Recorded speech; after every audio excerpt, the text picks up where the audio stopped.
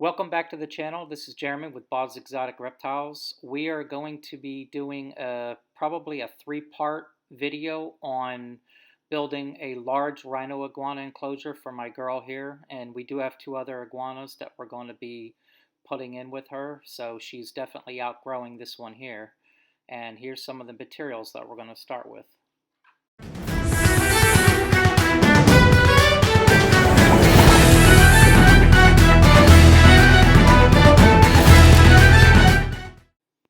So these are the Tenosaur pectinatas that are actually going to be getting moved into the existing rhino iguana's cage. These are Mexican spiny tails, or also known as the panda dragons. And I also have some redfoot tortoises that are actually in this enclosure as well. And I'm not sure if I'm going to keep them in here or move them into the new larger enclosure where the rhino iguanas are going to go. And that's Pippi there, and I am adding two other rhino iguanas in with her in the new enclosure. Another female and a male as well. And these are actually where I have the other two rhino iguanas housed right now. Focusing really sucks because of the screen that's in between the lizard and the camera, so you kind of was able to see the one shot in there. But anyway, this is where the new enclosure is going to be going right here. It's going to be 12 foot wide, the same width as that shed there. And then if you could see the pavers that are laid out on the ground, that's 16 feet.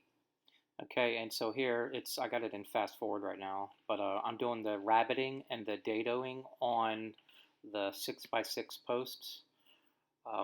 By doing the rabbiting and the dadoing, it's where you do the little notches in the wood. It actually gives it a lot more support for the cross beams. It kind of gives it like a little shelf to sit in, as well as, you adding the fasteners and everything as well. So what happens is the cross beams actually fit inside the grooves, and then you add the fasteners to it. And you'll see as we're building this. Now, this is pressure-treated lumber that's going to be on the outside, obviously. Anybody that's ever worked with pressure-treated lumber knows that, as it's drying out, sometimes it could possibly curl or twist or bow a little bit. So the idea is to try to prevent that the best we can. That being said, nothing has to be... This is technically considered rough framing, so nothing has to be super perfect or anything, but at the same time we do want to make it nice.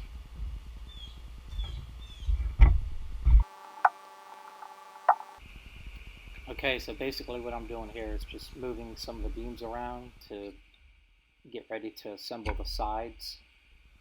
So I'm going to go ahead and fast forward some of this section here.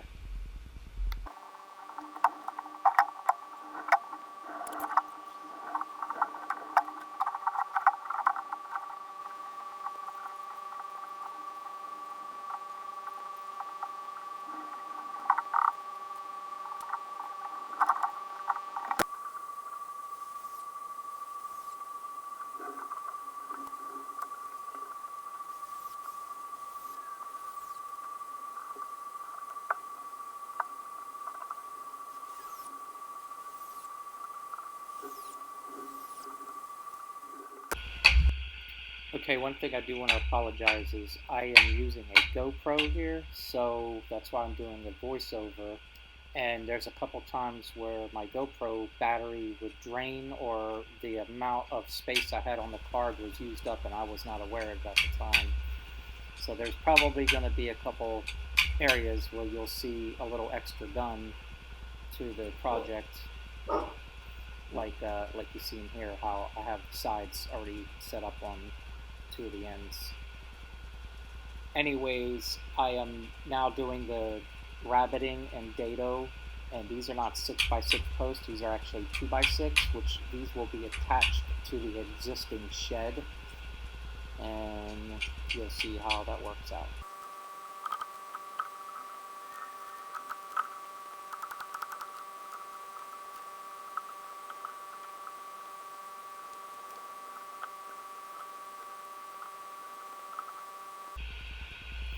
One of the things I also failed to mention is that these posts are all sitting on top of 4-inch thick paver slabs.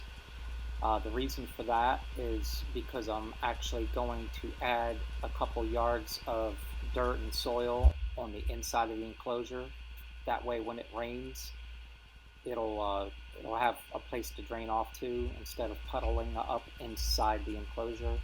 And it also keeps the pressure treated wood from touching any dirt and stuff too as well, which will definitely help it last a little longer.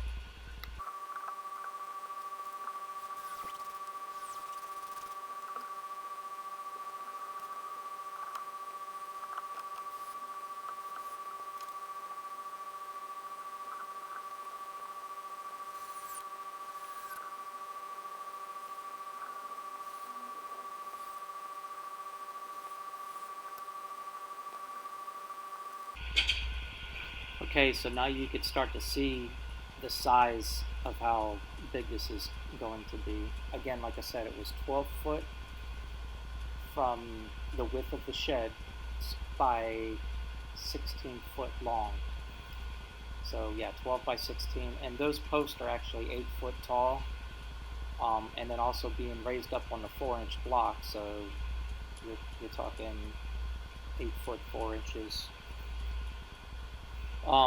I didn't want to make it that tall, but you'll see, in the future of this video, the door that I ended up selecting for this. It's like a heavy-duty screen door where you can actually put a dead bolt and everything on there. And because of the size of the door and the way it all laid out, I had to make it this tall. In other words, I'd have to cut the door down or something, and I really didn't want to do that. So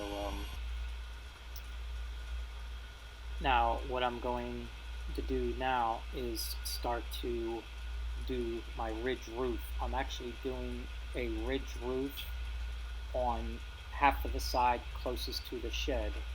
So I'm going to start building my ridge truss, and then the other half, that's furthest from the shed, is actually just going to be screen on top. So there's going to be a shaded area, and then there's going to be a sun area.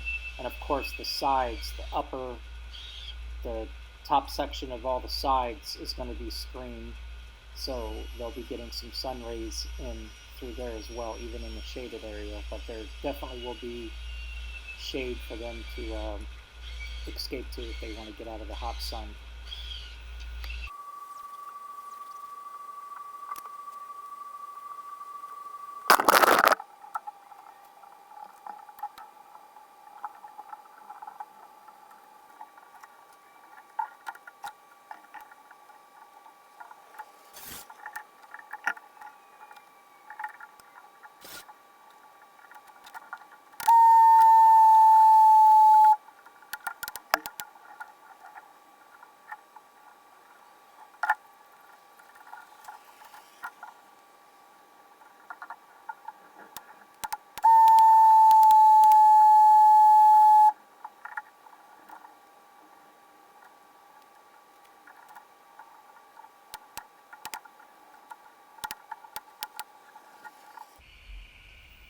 Okay, so now what I'm getting ready to do now is add some 1x in between where the metal roofing goes on the sides.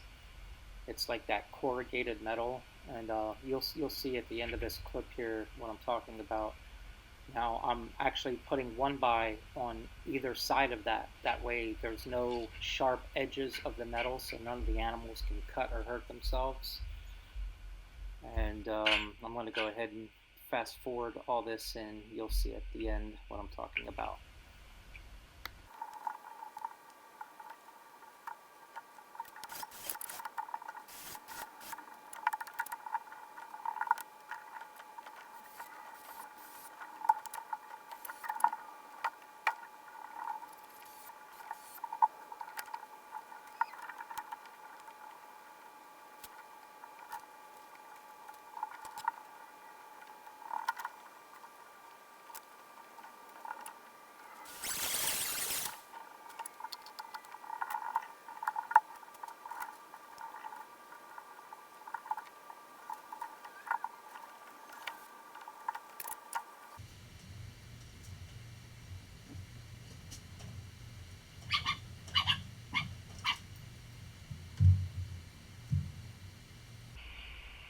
Okay, so I think I'm going to wrap this up for part one of the large Rhino enclosure build. So if you guys enjoyed watching this and you want me to continue doing the rest of the videos, just let me know if this is something you guys like to watch and see or learn from. Um, I do appreciate you guys watching if you are watching. And if you haven't subscribed, hit the subscribe button. And definitely, if you want to see the rest of the videos, click that notification bell. That way you will get notified when I have some more videos up. And thanks again, and stay tuned for part two of the Rhino. It's going to be called the Large Rhino Enclosure build. Thanks again.